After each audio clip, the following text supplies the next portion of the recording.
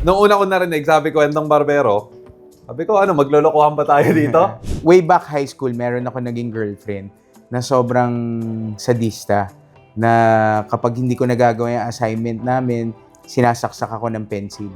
Gaya ng sinasabi ko, maliit pa lang ako, talagang wala na akong ibang inatupag kundi ang sasakyan, No. kalikot ng sasakyan. Love is all about sacrifices. Pag nagsawa ka na, tingin ko wala nang love yun. Wala nang love yun. Wala na. So meron akong kwento. This was when I was 4th year high school. And then on my birthday, sinagot niya ako.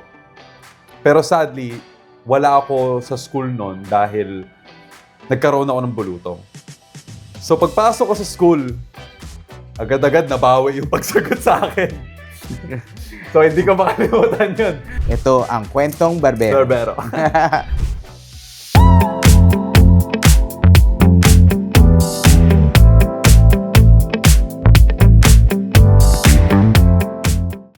So ayun guys, eto na tayo. Finally. Ito na. Thank you, boys. So,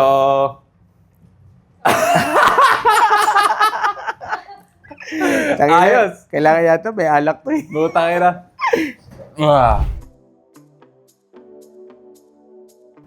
Nagsimula kay Kuya Amir. So I would let Kuya Amir explain that for us. Nagsimula yung concept nung, eto nga, may barbershop tayo. Tapos na ang dami natin napapanood na podcast din at saka mga videos o talk shows na tag dito, interesting. So, sabi ko nga, para ma-promote din tong barbershop natin, gawa tayo ng podcast. And ang perfect na taong nakita ko para maging kasama dito is si Ali. Salamat guys, salamat Kasi guys. siya yung logo eh. Hindi, actually, hindi ako yung logo. Kami yan, dalawa pinagsama. Ngayon lang namin napagtanto, yung pala yun. So, bale, nung una ko narinig, sabi ko, Kwentong Barbero, sabi ko, maglolokohan ba tayo dito? Pero nagets ko yung concept. Nung in-explain na sa akin ni Kuya Amir, sabi niya, di ba Kuys, pag sa barbershop, yan ang area kung saan sinasabi natin lahat eh. Kinikwento natin lahat ng topic, pinag-uusapan natin kung ano-ano. Minsan yung mga bagay na hindi natin ang pag-uusapan nga sa bahay, doon pa natin ang pag-uusapan sa barbershop. Tama. Kaya naisip ko, you know what? If it's authentic, if it's real, and it's gonna be interesting, magandang idea to. And there's no other place to to think about it than in a barbershop. Lalo na napakaganda ng setup natin dito kahit pa paano. This is something to start with, pero already pack na tayo. Expect nila mapa-auto,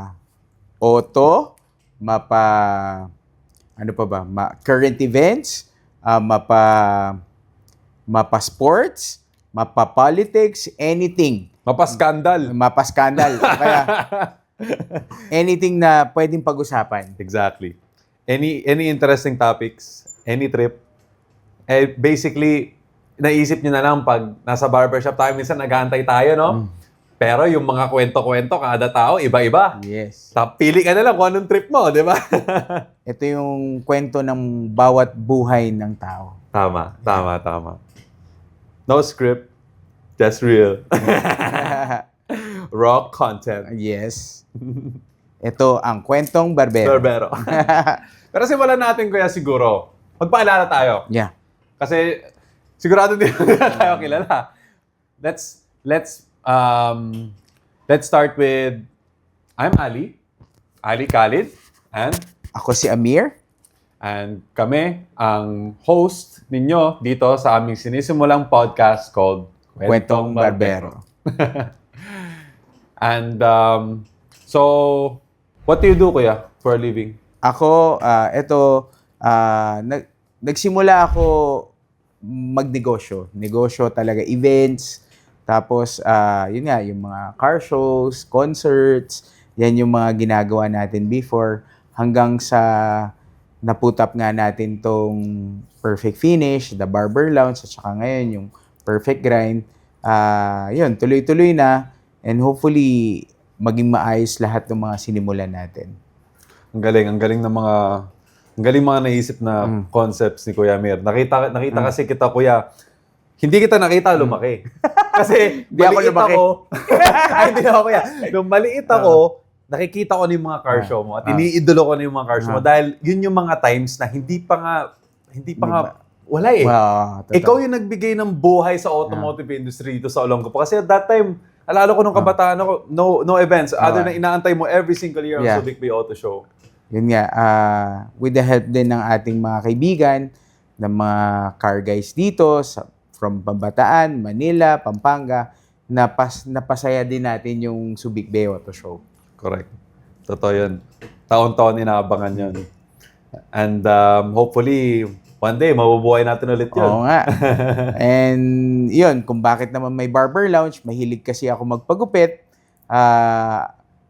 Isa to sa mga pinangarap kong negosyo and thankful ako dahil natupad naman yun. Yes. Ayun. O ikaw, Ali, paano ka nagsimula sa ganitong industriya?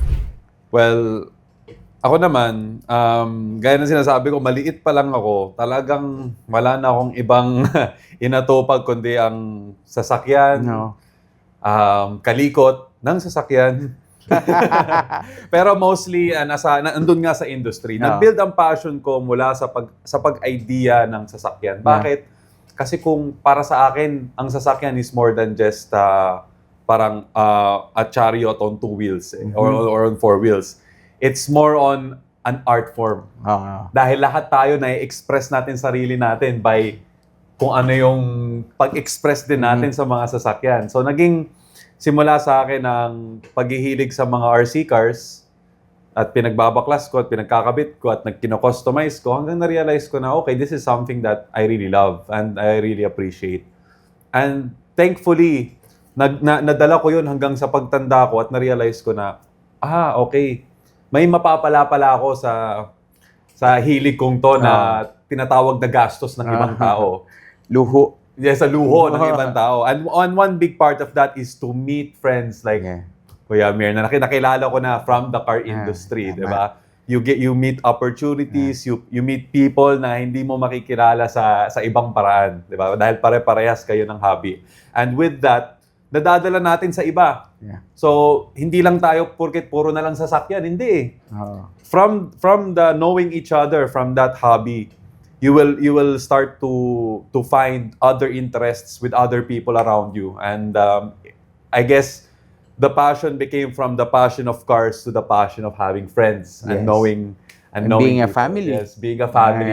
Yes. Something that really sticks us together. And ito na namang venture natin is that exact idea. Tama. Yeah, to meet new friends and meet new friends, malaman natin kung maging inspirasyon sila para sa atin at sa ibang taong manonood nito. Correct. Ang sarap ng pakiramdam na meron tayong laging matututunan in every type of people, in any type of person. Tama. From any type of industry. Lahat lagi tayo may matutunan. Sino bang ayaw matuto ng kung ano-anong negosyo, di ba? Kung paano magtanim ng palay hanggang sa paano magbenta ng palay ng malakihan. Di ba? Yes, tama. Kasi sa buhay natin ngayon, napakahirap kumita ng pera. Oo, totoo yun. And hopefully, ma-inspire natin sila. Exactly. And also, we want to note na passion is also one big factor sa success natin. Totoo. We always have to remember na wag nating kalimutan na wag lang tayo puro pera. So, dapat lagi rin natin maalala na meron dapat tayong excite paggising natin sa umaga. naman. Di ba? Na always na meron tayong goal na gusto natin na re-reach. Masarap na gumising na excited ka to do something every morning. That's true. Lalo na kung ginagawa mo yung bagay na mahal mo. Tama. Pag hindi mo ginagawa yung bagay na mahal mo, nakaka-bad trip yun. Di ba? Parang, bigyan ako muna sarili ko. Ano pa man pwede abangan nila? Okay, so aside from sa politiko, sasakyan, malapit na ang malapit na pala ang Valentine's Day. Oo Kuya. nga, isa Napo. yun. panigurado, maraming excited dyan. Maraming excited dyan. Talaga, kailangan natin isipin maigi kung ano bang pwede nating i-provide ngayong Valentine's Day. Ano bang gusto nyong makita? What to expect? Would you expect, Oo. di ba? Parang ito mag-a-ask kami ng help sa inyo guys. Yeah. I think mas maganda na we want to surround this podcast kung ano yung i-advise sa atin ng mga tama. tao. Kasi ang saya na masasatisfy natin kung ano yung cravings nila sa kung anong Cravings ng women and men. exactly. Tama. Women and men both na may isip ko. Bigyan nyo kami suggestion. What topics, sino pwedeng kausap, and we will do our best para makuha natin yan.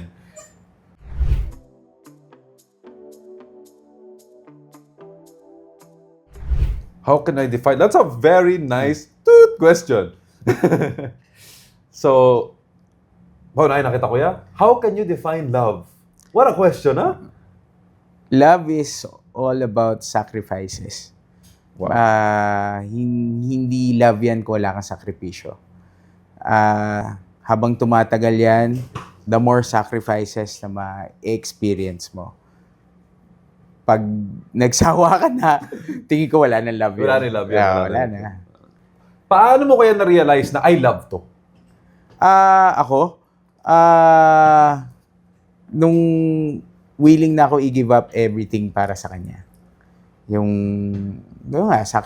sakripisyo, marami ka ng, yung hilig mo, hindi mo na pina-prioritize kasi mas priority mo na yung partner mo. Correct. Yun, isa yun. Tapos, pangalawa, yung mga luho mo, hindi na mahalaga sa'yo. Ang mahalaga na lang is magkasama kayo. Tama. Tama. How about you, Ali? Sa iksi kong panahon sa buhay na to.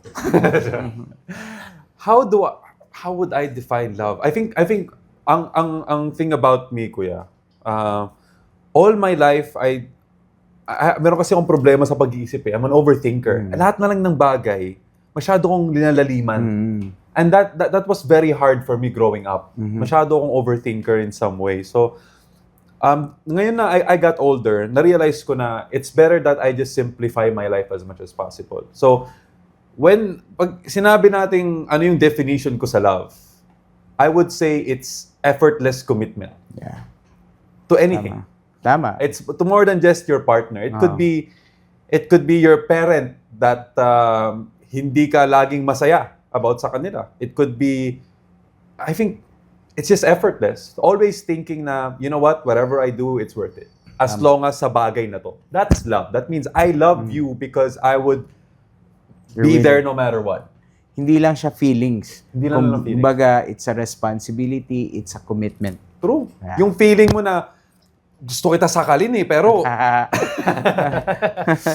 So yun, all jokes aside, talagang you do realize what love is when minsan ang sakit-sakit na, pero I won't give up. Tama. That's when you know it's worth it.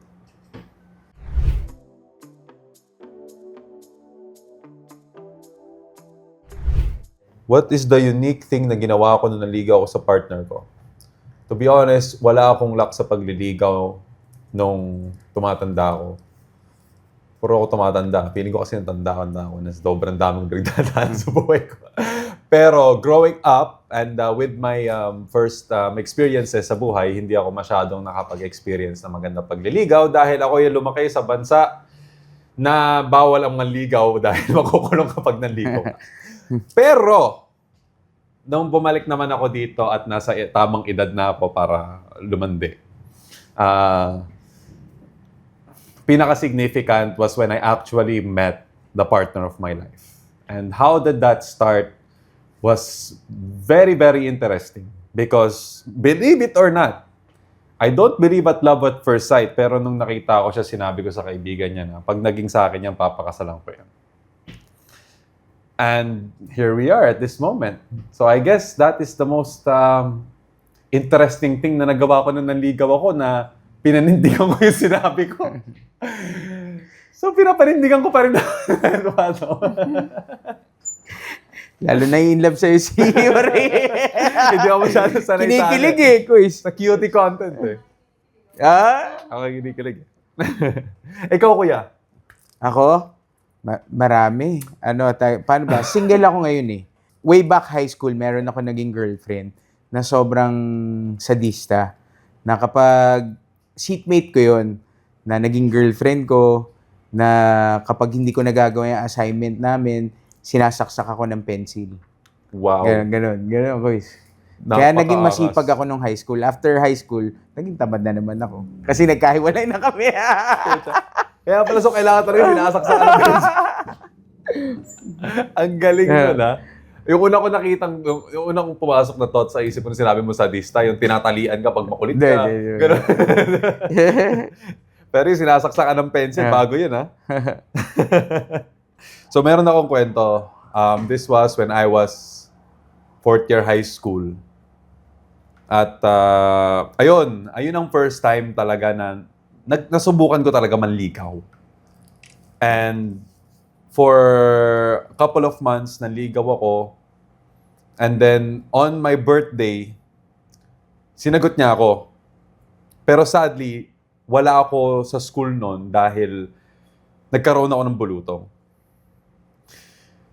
So, pagpasok ko sa school, agad-agad nabawi yung pagsagot sa akin. So, hindi ko makalimutan yun. Walang yaka. Absent. Wala na yung bulutong ko ngayon, pero yung alaala nandito pa din. May peklat pa rin. May record pa rin. Okay lang. Saya naman ako. So yan ang medyo heartbreaking actually. Maniwala kayo sa akin o hindi. Pag kayo binasted dahil nagkaroon kayo ng bulutong, ewan ko na lang kung di kayo masaktan. Ikaw ba, kuya? Maraming heartbreaks.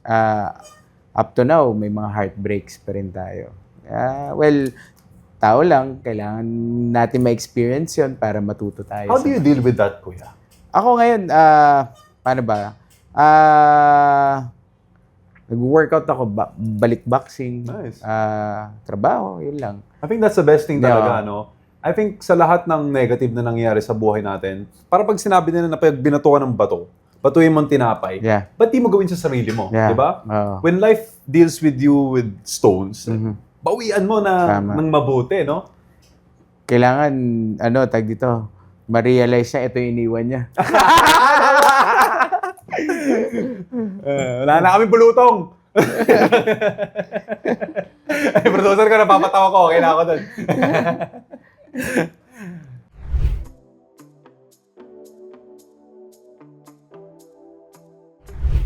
So, ito na ako ngayon. Nasa TV na ako. Ikaw, kamusta ka na? Hindi. So, ang masasabi ko lang sa mga nakakilala sa akin dati, babae man o lalaki, in a good way, sa mga relationships ko, not just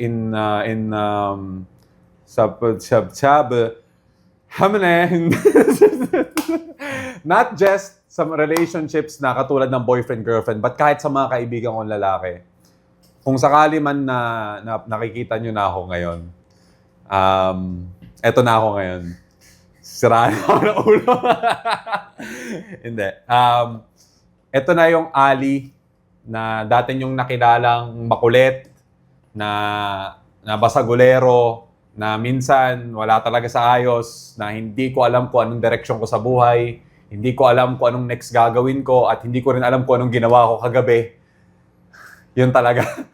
Ngayon guys, I'm at the point where I am exactly where I want to be.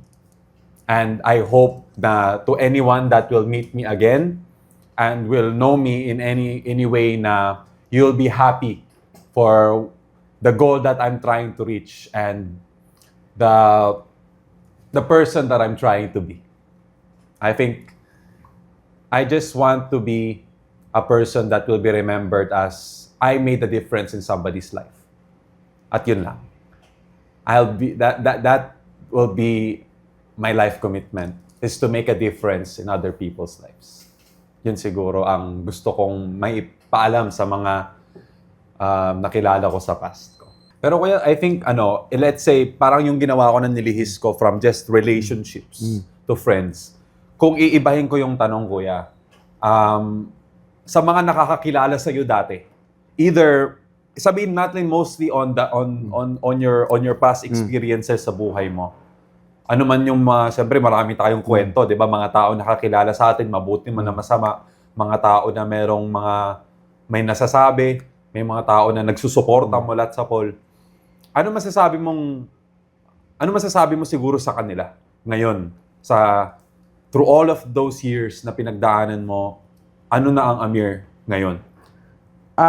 Ako, siguro mas serious kasi even before, marami pang tawag dito, marami pang balakid, marami pang hindrance sa mga gusto kong gawin. Like, oras, syempre financial, tapos yung mga bisyo natin, like gimmicks, syempre, malakas pa tayong gumimik noon. Ngayon kasi mas focus na kung ano yung mga goals natin. Yun nga lang, paano ba? May mga times lang na, syempre, may mga konting distractions, pero mas focus na ako ngayon. Yun. So, lahat ng mga plano natin, like isa ito, sa plano natin, unti-unti naman nating nagagawa. Right. Yeah.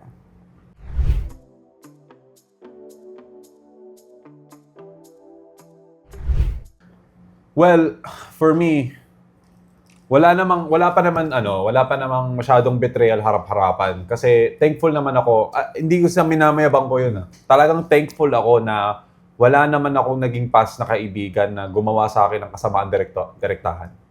And I think it's a blessing na pinoprotektahan tayo ni God sometimes na umiiwas tayo sa ganong heartache. Pero kahit nga hindi na nangyayari sa akin 'yon, very sensitive ako sa kaibigan.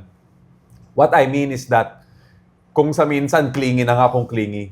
Pag mayroon akong kaibigan, parang sa akin unti lang ang mga kaibigan ko, pero hanggang sa patayan masasamahan niyo. Maaasahan niyo ko. I mean, that's my thing. So, I expect always ang return parehas lang.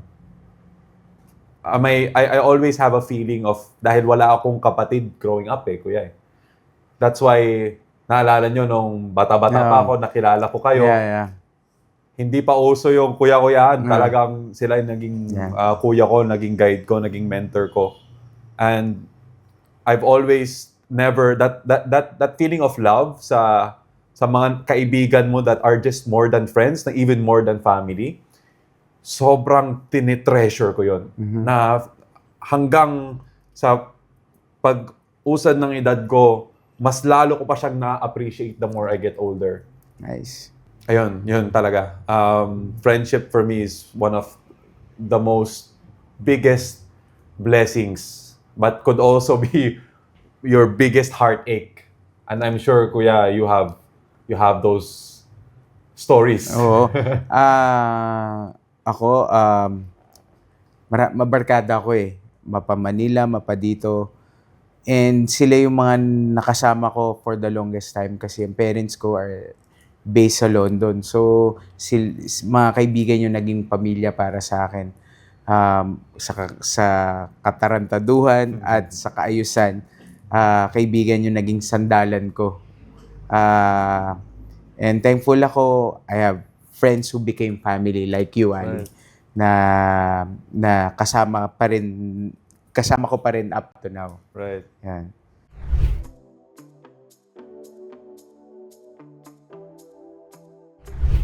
Well, when it comes to advice to anybody, I usually am not the type of person to advise because mas gusto ko na to believe that everybody lives their life in their own way, in their own best way, right?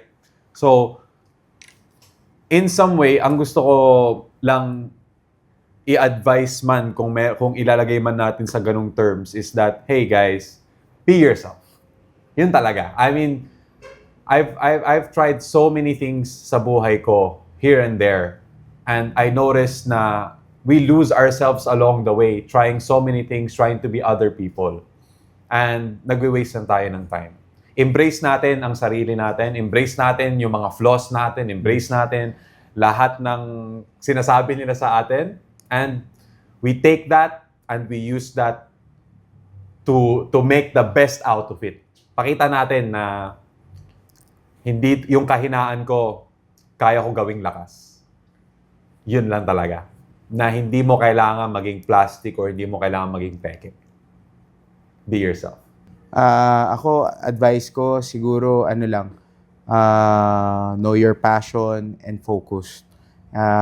Kasi marami tayong hilig, pero kung hindi natin aalamin kung ano talaga yung pinakagusto natin at bibigyan natin ng enough focus, maraming distractions. Pero kung alam mo kung ano yung goal mo, mag-goal set ka, kung ano yung goal mo, yun yung magiging way mo para makuha mo yung kung ano yung pinapangarap mo at kung ano yung dream mo. Meron akong tanong sa'yo, Kuya. Dahil mula pagkabata ko, iba-iba ang naririnig kong sagot. And this is one of my favorite questions in life dahil yun ang laging criticism sa akin kahit ng family ko is that wag mong i-mix ang passion sa negosyo or trabaho. Ako, Anong masasabi mo sa line na yun? Ako, disagree ako doon. Bakit? Kasi pag ginagawa mo yung bagay na hindi mo mahal, trabaho yun. Pag ginagawa mo yung mahal mo at tinatrabaho mo yung mahal mo, hindi trabaho yun. Agree. 'Di ba? Yes. Magkaiba kasi yung approach nun. Mas masarap nga kagaya nga gigising ka sa umaga na excited ka na gawin yung bagay na ginagawa mo kasi mahal mo yun. Correct. Yeah. Correct. And I would definitely agree with that. I've always thought the same way din also. Pero it's so hard, alam mo Kuya, because sa hilig natin, it's not for everybody. Oo. You know, when you're in an industry where masasabi natin talagang showing off is one of the biggest Yabangan parts dyan. Yabangan is one of the biggest parts of that industry. Ang hirap na magsabi na hindi ako nagyayabang. Yeah. May gusto akong patunayan. Hilig ko to. Ang hirap na I see this as my life. Hindi lang ako nandito para lang magpakita sa mga tao. Tama. Nandito ako para sa sarili ko. Para may gusto akong patunayan. And hindi lang ito sa kotse, kung hindi sa reality. Sa reality, sa lahat ng bagay. Sa lahat ng bagay, Yes. di ba? Ano mang trabaho mo, di ba? Kahit sabihin mo, ito, ang subject natin, kwentong barbero, ang mga barbero natin dito, makikita mo sila nag-e-enjoy. Yes. Hindi sila dito na parang napipilitan sila magtrabaho or nandito para sa sweldo. Tama. Pagkausap nila tayo, kaya tayo nagkaroon ng idea eh. Kasi nagkakaroon tayo ng experiences, ng outlet. Lahat tayo naglalabas ng stress, naglalabas ng sama ng loob, naglalabas ng dito tayo sumasaya. Yes. Sa lahat ng kwento na pag-uusapan yes. natin dito. Na pag-uusapan. Good and bad na pag-uusapan dito. Correct. Kaya isa rin yun sa reason kung bakit inano natin tong podcast na to. It's all about life, reality, kung ano yung kwento ng mga buhay. Yes. Kamusta ang buhay-buhay?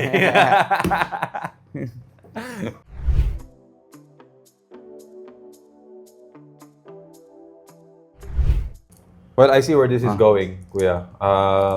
From this unang podcast natin, nakikita ko na kung saan tayo parating. Excited na ako sa unang guest natin, no? Dapat kaya? unang guest pa lang natin, may wow factor na.